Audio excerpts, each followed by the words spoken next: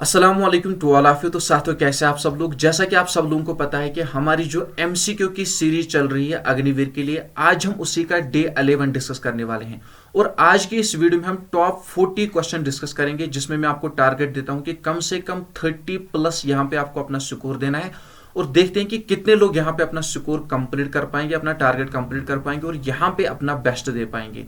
और साथ ही साथ आपको मैं कहता चलूं कि जिनका 15 जनवरी को एग्जाम होने वाला है और जिनकी डिमांड आ रही है पीडीएफ को लेकर, और जो टेस्ट सीरीज ज्वाइन करना चाहते हैं या जो ऑलरेडी हमारी टेस्ट सीरीज में ज्वाइन है, और साथ ही साथ जिन लोगों ने हमारी पीडीएफ जो है परचेज की है, उन सभी से मैं कहना चाहूंगा कि 25 दिसंबर से लेकर 15 जनवरी तक, यानी कि आपके एग्जाम तक, आपके जीके और जीएस पोर्शन को लेकर एक बहुत ही बढ़िया सीरीज लॉन्च होने वाली है आपके रिवीजन पॉइंट ऑफ व्यू से, जिससे आपको बहुत ही ज्यादा बूस्टअप मिलेगा।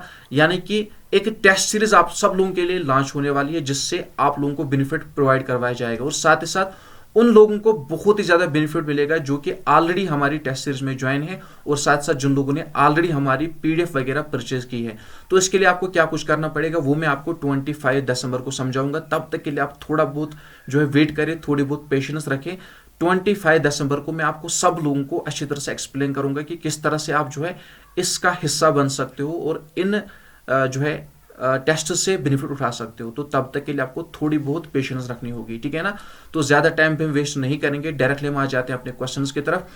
यहां पे हम बढ़ते सबसे पहले क्वेश्चन की तरफ। यहां पे देखिए सबसे पहला क्वेश्चन क्या कह रहा है, what is the national game of Canada. यहां पे अगर मैं नेशनल गेम की बात करूं, किसकी, कनाडा की, तो कनाडा की नेशनल गेम आपसे पूछी गई है।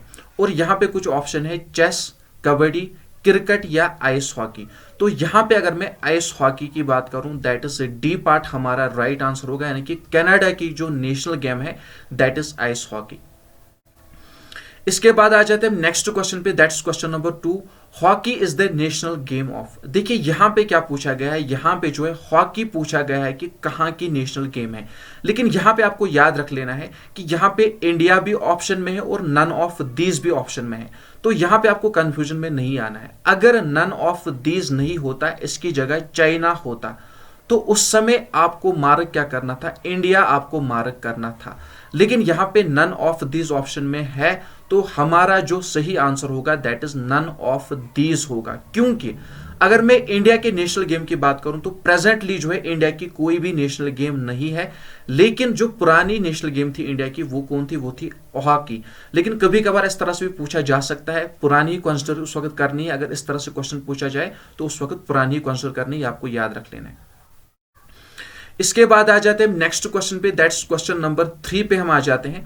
क्वेश्चन नंबर 3 यहां पे क्या कह रहा है, rugby is the national sport of. आपसे पूछा गया जो रग्बे है ये कहां का नेशनल सपोर्ट है, स्कॉटलैंड, इंडिया, चाइना या नन ऑफ दिस। तो अगर मैं रग्बे की बात करूं तो ये कहां का नेशनल सपोर्ट है, ये है स्कॉटलैंड का। दैट इज ए पार्ट हमारा राइट आंसर होगा, ये आपको अच्छी तरह से याद रख लेना है। इसके बाद आ जाते हैं नेक्स्ट क्वेश्चन पे, दैट्स क्वेश्चन नंबर 4। तो क्वेश्चन नंबर 4 की अगर मैं बात करूं, frontier Gandhi is the sir name of. आपको बताना है जो फ्रंटियर गांधी है इनमें से किसका सर नेम है, एम के गांधी, अकबर, खान अब्दुल गफार खान या नन ऑफ दीज। तो देखिए अगर मैं यहां पे बात करूं खान अब्दुल गफार खान की, तो इसका जो सर नेम है दैट इज फ्रंटियर गांधी, ये आपको याद रख लेना है। दैट इज यहां पे जो हमारा राइट आंसर होगा वो होगा सी पार्ट। इसके बाद आ जाते हैं नेक्स्ट क्वेश्चन पे, दैट्स क्वेश्चन नंबर 5, एम के गांधी इज ऑल्सो कॉल्ड। सबसे पहले आपको ये नोट डाउन कर लेना है कि एम के गांधी, इसका पूरा नाम क्या है, मोहनदास करमचंद गांधी। तो इसे और किस नाम से जाना जाता है, father of nation, Bapu, both A and B या नन ऑफ दीज। तो यहां पे अगर मैं बात करूं एम के गांधी की, इसे जो है फादर ऑफ नेशन के नाम से भी जाना जाता है और इसे जो है बापू के नाम से भी जाना जाता है। That is both A and B हमारा राइट आंसर होगा, सी पार्ट हमारा राइट आंसर होगा, ये आपको अच्छी तरह से याद रख लेना है।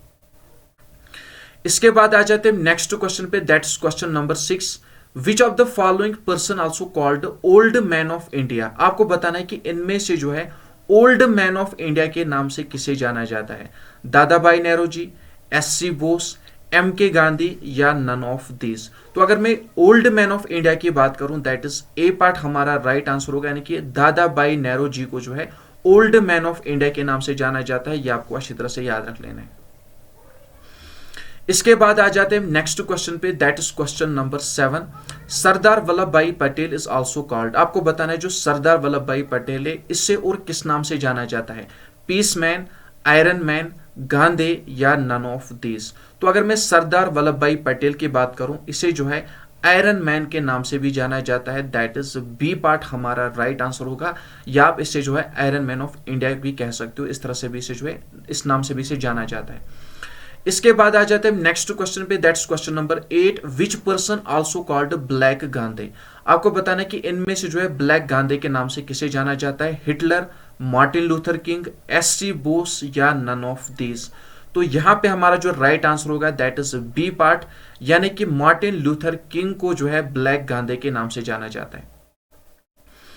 इसके बाद आ जाते हैं नेक्स्ट क्वेश्चन पे, that is question number 9। Who is also called Shakespeare of India, आपको बताना है कि इनमें से जो है शेक्सपियर ऑफ इंडिया के नाम से किसे जाना जाता है। मोस्ट इंपॉर्टेंट क्वेश्चन है, सभी क्वेश्चन इंपॉर्टेंट है लेकिन जो मैं मार्क करके चलूंगा उनको आप मोस्ट इंपॉर्टेंट मान के चलना। अगर मैं शेक्सपियर ऑफ इंडिया की बात करूं, कालिदास, एससी बोस, एम के गांधी या नन ऑफ दीज। तो कालिदास की अगर मैं बात करूं, कालिदास को जो है शेक्सपियर ऑफ इंडिया के नाम से जाना जाता है, दैट इज ए पार्ट हमारा राइट आंसर होगा। इसके बाद आ जाते हैं नेक्स्ट क्वेश्चन पे, that is question number 10। Which is known as the magician of hockey, आपको बताना है कि मैजिशियन ऑफ हॉकी के नाम से किसे जाना जाता है, मेजर ध्यानचंद, धोनी, विराट कोहली या नन ऑफ दीज। देखिए सबसे पहले अगर मैं विराट कोहली की बात करूं, विराट कोहली जो है रन मशीन के नाम से भी जाना जाता है और इसे जो है चीकू के नाम से भी जाना जाता है। लेकिन यहां पे आपसे क्या पूछा गया है, मैजिशियन ऑफ हॉकी के नाम से किसे जाना जाता है, तो मेजर ध्यानचंद हमारा राइट आंसर होगा, दैट इज ए पार्ट हमारा राइट आंसर होगा। मेजर ध्यानचंद को जो है मैजिशियन ऑफ हॉकी के नाम से जाना जाता है। इसके बाद आ जाते हैं नेक्स्ट क्वेश्चन पे, that is question number 11। Which of the following also called little master, आपको बताना है कि इनमें से जो है लिटिल मास्टर के नाम से किसे जाना जाता है, विराट कोहली, साइमन, सुनील गावस्कर या नन ऑफ दीज। तो यहां पे अगर मैं सी पार्ट की बात करूं, दैट इज सुनील गावस्कर की बात करूं, इसे जो है लिटिल मास्टर के नाम से जाना जाता है, यह आपको याद रख लेना है, दैट इज सी पार्ट हमारा राइट आंसर होगा। इसके बाद आ जाते हैं नेक्स्ट क्वेश्चन पे, that is question number 12। Who is called the Napoleon of India, most important question है, अच्छी तरह से नोट करते जाना। आपको बताना है कि जो नेपोलियन ऑफ इंडिया के नाम से इनमें से किसे जाना जाता है, समुद्रगुप्त, अशोका, चंद्रगुप्त या नन ऑफ दीज। तो नेपोलियन ऑफ इंडिया की अगर मैं बात करूं, समुद्रगुप्त को कहते हैं, दैट इज ए पार्ट हमारा राइट आंसर होगा, यह आपको अच्छी तरह से याद रख लेना है। इसके बाद आ जाते हैं नेक्स्ट क्वेश्चन पे, दैट्स क्वेश्चन नंबर 13। बाबूजी is the sir name of which person, देखिए यहां पे आपसे क्या पूछा गया है, इनमें से जो है बाबूजी किसका सर नेम है, महात्मा गांधी, एससी बोस, आर के माथुर या जगजीवन राम।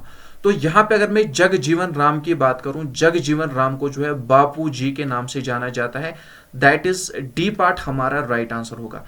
और यहां पे इसके बाद अगर मैं बात करूं, देखिए यहां पे मैं एक पॉइंट कहना भूल गया, ये आप अच्छी तरह से याद रख लेना, यहां पे क्या पूछा गया, बाबूजी, ठीक है ना। जब भी आपसे बाबूजी पूछा जाए तो उस समय आपको क्या मार्क कर लेना है, उस समय आपको जगजीवन राम मार्क कर लेना है।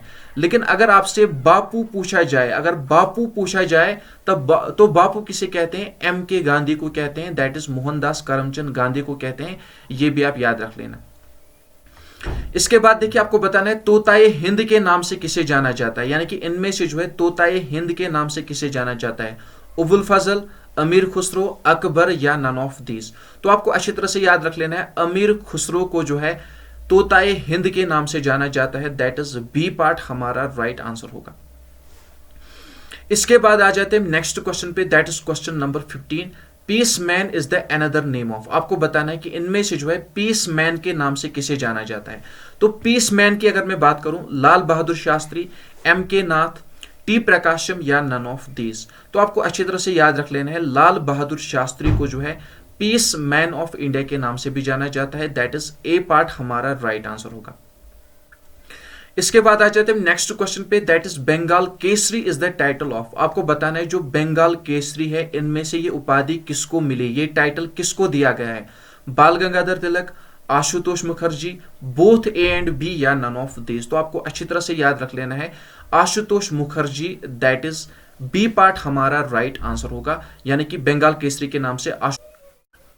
तो इसके बाद आ जाते हैं नेक्स्ट क्वेश्चन पे, that's question number 17। Which person also called दीन देश बंधु। यहां पे देखिए आपको बताना है इनमें से देश बंधु के नाम से किसे जाना जाता है। चंद्रगुप्त, चितरंजन दास, बोथ ए एंड बी या none of this.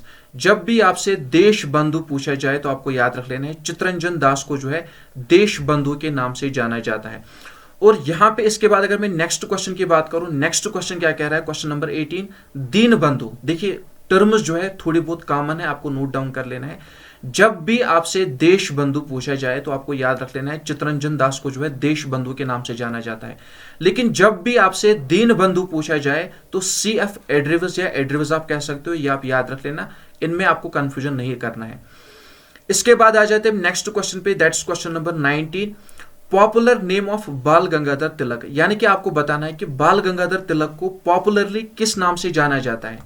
Lokmanya, Loknayak, both A and B या नन ऑफ दीज। तो इसे जो है लोकमान्य बाल गंगाधर तिलक के नाम से भी जाना जाता है, दैट इज ए पार्ट हमारा राइट आंसर होगा।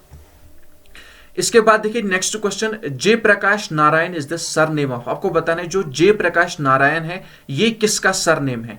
राजा जी, गुरुदेव, बोथ ए एंड बी या लोकनायक। तो यहां पे अगर मैं लोकनायक की बात करूं, इससे जो है मतलब ये जो सरनेम है जय प्रकाश नारायण, इसका सरनेम क्या है, लोकनायक, ठीक है ना। लोकनायक जो है सरनेम किसका है, जय प्रकाश नारायण का, ये आपको नोट डाउन कर लेना है। इसके बाद देखिए नेक्स्ट क्वेश्चन पे हम आ जाते हैं, दैट इज क्वेश्चन नंबर 21 पे हम आ जाते हैं। गुरुदेव, गुरुदेव is the another name of. तो आपको बताना है कि गुरुदेव इनमें से किसका नाम है, यानी कि ये जो टाइटल है गुरुदेव इनमें से किसको मिला है, ये उपाधि किसको दी गई है। एम के गांधी, एस सी बोस, रविंद्रनाथ टैगोर या नन ऑफ दिस। तो अगर मैं गुरुदेव की बात करूं, रविंद्रनाथ टैगोर को जो है गुरुदेव के नाम से भी जाना जाता है, दैट इज सी पार्ट हमारा राइट आंसर होगा। इसके बाद आ जाते हैं नेक्स्ट क्वेश्चन पे, that's question number 22। What is the surname of Madan Mohan Malviya. आपको बताना है कि मदन मोहन मालवीय का सरनेम क्या है। महामाना, महायना, महाजना या नन ऑफ दिस। तो अगर मैं महामना की बात करूं, दैट इज ए पार्ट हमारा राइट आंसर होगा, यानी कि मदन मोहन मालवीय को जो है महामना के नाम से भी जाना जाता है। इसके बाद आ जाते हैं नेक्स्ट क्वेश्चन पे, that's question number 23, which is also called man of destiny. Most important question है, मैन ऑफ डेस्टिनी के नाम से किसे जाना जाता है। नेपोलियन बोनापार्ट, एम के गांधी, अकबर या नन ऑफ दिस। तो नेपोलियन बोनापार्ट को जो है मैन ऑफ डेस्टिनी के नाम से भी जाना जाता है, ये आप याद रख लेना, इंपॉर्टेंट क्वेश्चन है, इंपॉर्टेंट प्रश्न है। इसके बाद देखिए next question, what is the surname of doctor Rajendra Prasad. आपको बताना है कि डॉक्टर राजेंद्र प्रसाद का सरनेम क्या है इनमें से। Ajat Shatru, Desh Ratna, both A and B या नन ऑफ दिस। अगर मैं बात करूं डॉक्टर राजेंद्र प्रसाद की, इसे जो है अजात शत्रु के नाम से भी जाना जाता है, इसे देश बंधु के नाम से भी जाना जाता है, that is both A and B हमारा राइट आंसर होगा। इसके बाद आ जाते हैं नेक्स्ट क्वेश्चन पे, that's question number 25। Netaji is the nick name of. आपको बताना है कि इनमें से जो है नेताजी किसका निक नेम है। S C Bose, Akbar, both A and B या नन ऑफ दिस।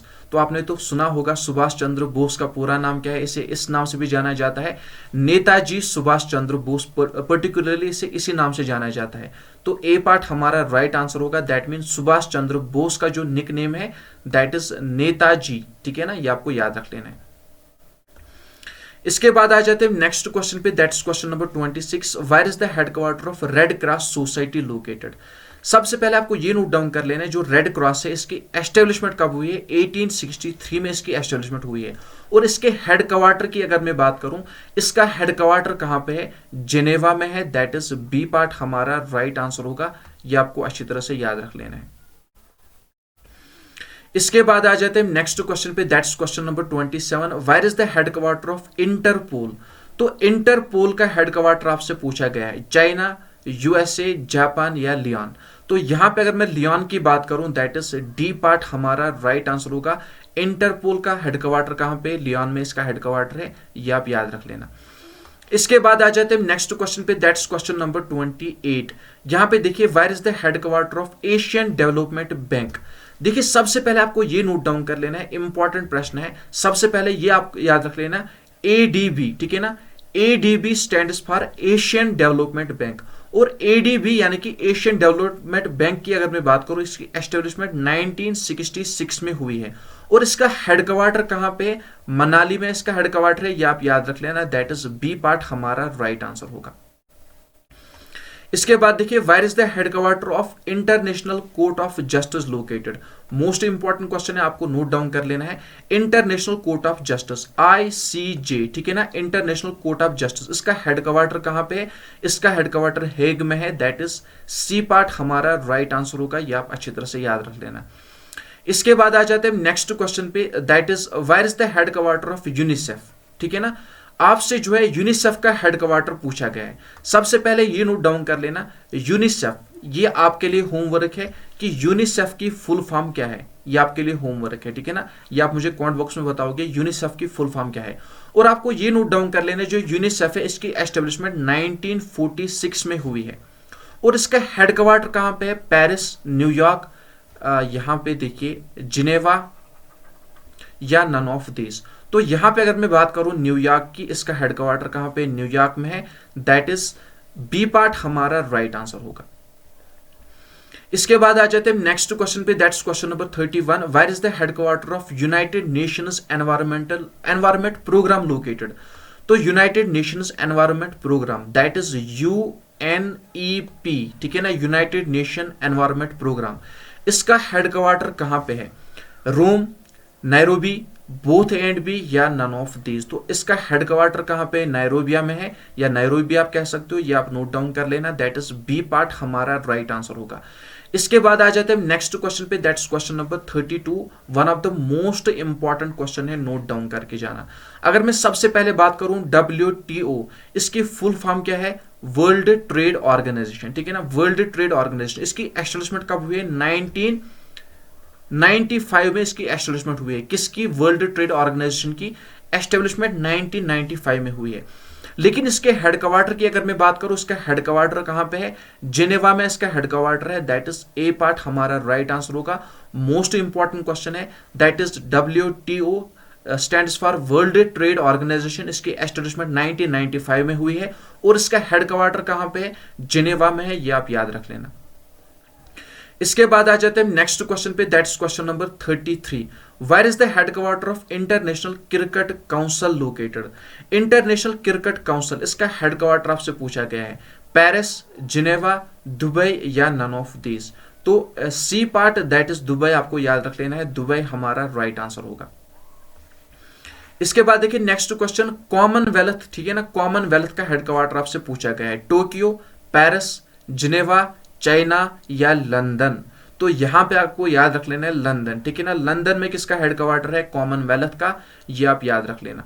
इसके बाद आ जाते हैं नेक्स्ट क्वेश्चन पे, दैट्स क्वेश्चन नंबर 35। सबसे पहले याद रख लेना है, ISRO stands for Indian space research organization. तो इंडियन स्पेस रिसर्च ऑर्गेनाइजेशन, इसका हेडक्वार्टर आपसे पूछा गया है, लखनऊ, बेंगलुरु, दिल्ली या नन ऑफ दीज। तो बेंगलुरु को पहले बेंगलुरु के नाम से जाना जाता है, लेकिन प्रेजेंटली में इसे क्या कहते हैं? बेंगलुरु। बेंगलुरु कह लो या बेंगलुरु कह लो, दोनों ही एक बात है।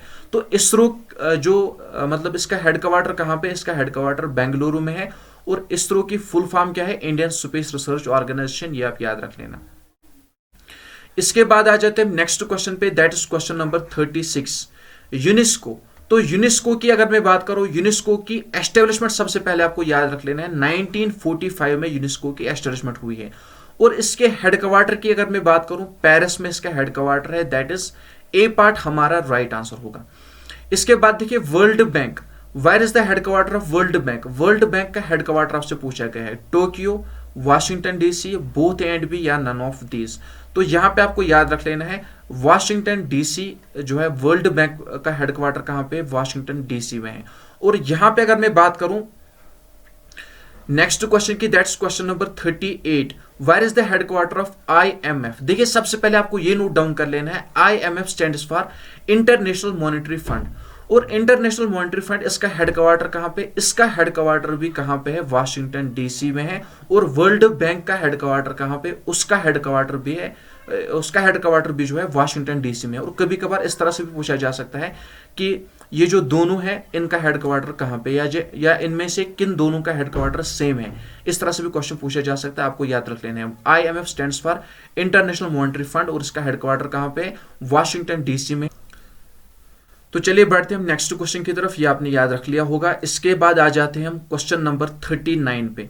तो क्वेश्चन नंबर 39 की अगर मैं बात करूं, where is the headquarter of united nation food and agriculture located. Most important question है, नोट डाउन कर लेना। हेडक्वार्टर किसका पूछा गया है, united nation food and agriculture development, food and agriculture, ठीक है ना। इसका हेडक्वार्टर कहां पे, जिनेवा, पेरिस, रोम या नन ऑफ दीज। तो आपको अच्छी तरह से नोट डाउन कर लेना है, रोम, दैट इज सी पार्ट हमारा राइट आंसर होगा। और इसके बाद हमारा जो आखिरी क्वेश्चन है ये मैं आपके लिए रख रहा हूं, कमेंट बॉक्स में आपको इसका आंसर करना है, that is who is also known as Akbar of Kashmir.